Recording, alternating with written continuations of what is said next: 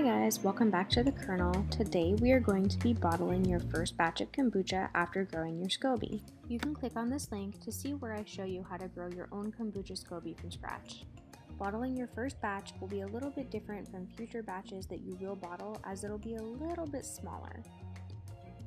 When transferring your kombucha tea into your kombucha bottles, it's important that you do not use metal to do so.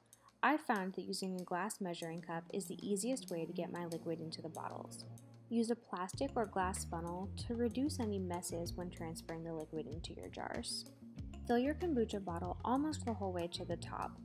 Filling it fuller will allow it to ferment better and get more fizzy in the fermenting process. However, if you fill it too full, this could cause too much pressure to build up and it could lead to your bottle exploding. Make sure that you leave your SCOBY in the bottom of the glass brewing jar.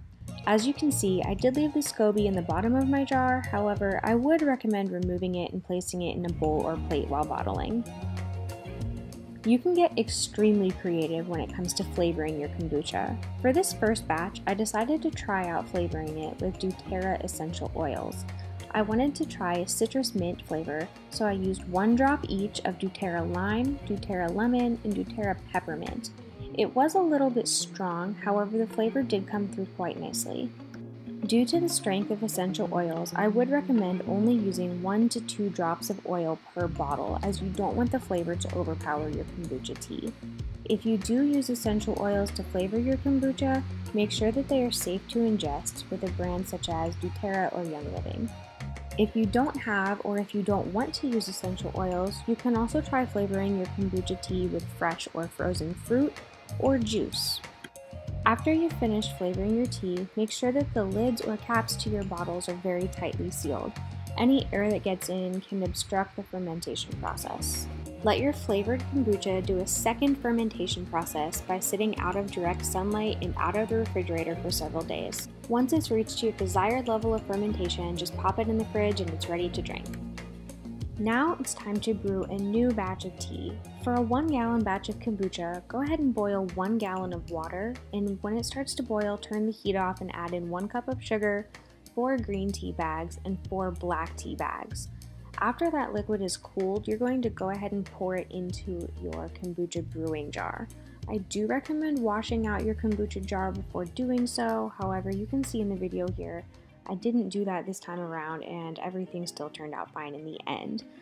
If you have removed your SCOBY, just make sure that you go ahead and add it back into the liquid with your tea.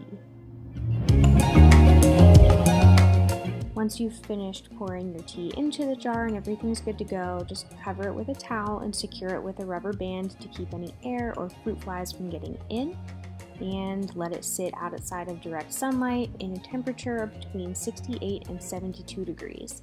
If it gets too hot or too cold, your kombucha SCOBY won't grow properly and could even die. Don't worry though, the kombucha SCOBY is pretty resilient. As your tea starts to ferment, your kombucha SCOBY will change. My original SCOBY sunk down to the bottom of my jar, and after a few days it was growing kind of diagonally rather than horizontally like you usually see in images of kombucha SCOBYs around the internet. It started to grow a second film and a new kombucha SCOBY on the top of the jar. You can see here that it's kind of thin and jiggly, and it felt a little bit firm but still soft in some areas.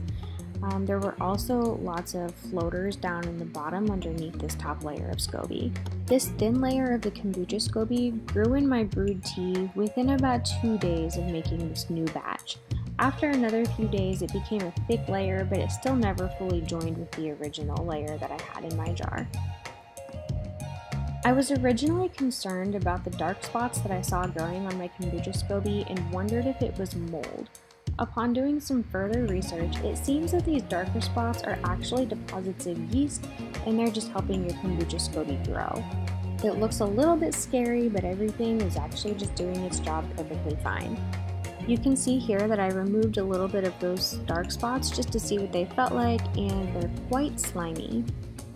Make sure that in between checking on your SCOBY, you do give it some time to rest, as this is what it needs to brew and ferment into a new batch of tea. In my next kombucha video, I'll show you how to transfer your 1-gallon batch of tea into a 2-gallon batch of tea. In the meantime, if you have any questions about brewing kombucha, flavoring kombucha, storing your kombucha, let me know down in the comments and I'd be happy to answer those questions for you. As always, please like this video and subscribe to my channel for more content in the future. Thanks for watching The Kernel and have a great day.